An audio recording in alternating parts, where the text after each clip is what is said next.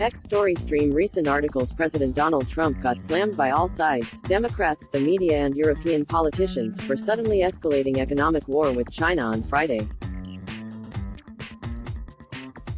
But for Americans who have lost a family member or friend to the Chinese-made street drug fentanyl, Trump's harsh pivot is the right move. He hiked tariffs on Chinese goods, labeled President Xi Jinping an enemy, and told U.S.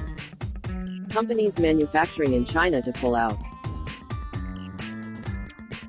Wall Street went into a tailspin, and partisans called Trump unhinged. By Monday, Trump had changed his tone, in response to friendly overtures from China. The reality is that harsh words and economic threats are what's needed. China has been waging chemical warfare against us for several years, flooding our neighborhoods with poison. In the last 3 years alone, fentanyl and similar synthetic opioids manufactured in Chinese labs have killed 79,000 Americans. That's more than the American combatants killed in Vietnam, Afghanistan and Iraq combined. Unlike those combatants, most fentanyl victims are young. Chinese-made narcotics started showing up on our streets in 2013, according to the Centers for Disease Control and Prevention. Each year, overdose deaths soared, but the Obama administration never confronted China to stop its deadly assault. Trump is fighting back. Instead of soldiers and bullets, he's using tariffs and other economic sanctions. How civilized of him. We're losing thousands of people to fentanyl, Trump told reporters Friday night. This is more important than anything else that we're working on. Trump explained that China's refusal to curb the flood of fentanyl is a major reason for the tariff hikes. Outraged by the tens of thousands of deaths caused by Chinese-made fentanyl, Trump tweeted, President Xi said this would stop, it didn't.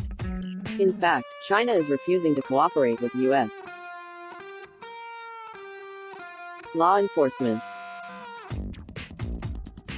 Federal authorities have indicted 3 Chinese drug kingpins who manufacture fentanyl and fentanyl ingredients and use the internet to market the lethal drugs to Americans. China won't extradite the accused to the U.S. and instead is allowing them to continue to operate freely. Trump's critics, like Bryce Pardo of the Rand Corporation, claim that getting tough with China is futile because China doesn't have the inspectors or law enforcement to shut the poison factories. That's nonsense.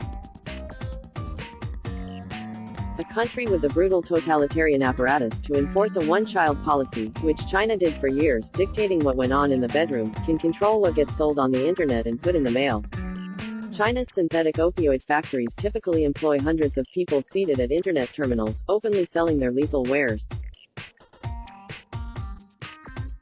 The Obama administration, and many Democrats even now, insist the right strategy is to fund drug treatment programs and expand Medicaid, curbing the demand for killer street drugs rather than cutting off the supply.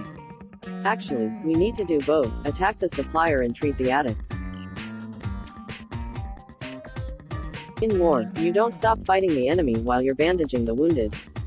For years, the United States Postal Service has been the Chinese drug dealers' shipping method of choice. The feds did nothing until Congress passed a law in 2018 requiring that every package from China be labeled with its content and origin. Still, only about 100 of the 1.3 million packages coming in every day actually get inspected by Customs and Border Protection. Friday, Trump tweeted, I am ordering all carriers, including FedEx, Amazon, UPS and the Post Office, to search for. Some of the Chinese fentanyl supplies are actually shipped to Mexico and then smuggled across the southern border to the U.S. Inspecting packages at that border for fentanyl, a congressional report concluded, is like finding a needle in a haystack. Trump knows that stopping the drugs on our border is less likely to succeed than stopping China from sending them. Meanwhile, Monday morning, Trump announced that Chinese officials had called U.S. trade officials Sunday night and said, let's get back to the table. Will Trump's hardline stance on trade stop the drug massacre on America's streets? It's possible. Trump said Monday morning, reflecting on China's change of tone, that the Chinese understand how life works. Copyright 2019 creators, Comlet's block ads. Why?